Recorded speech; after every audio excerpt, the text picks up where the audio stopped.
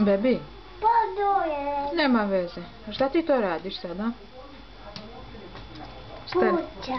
Puća, trgaš mlince, jel da? Udajači. Mlince trgaš, mami svoje pomažeš, jel da?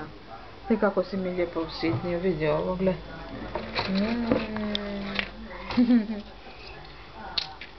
Sad uzmi jedan veliki. Evo. Tamo iz vrećice uzmi. Taj. Tako. Bravo, kako ti svojoj mami pomažeš, gle.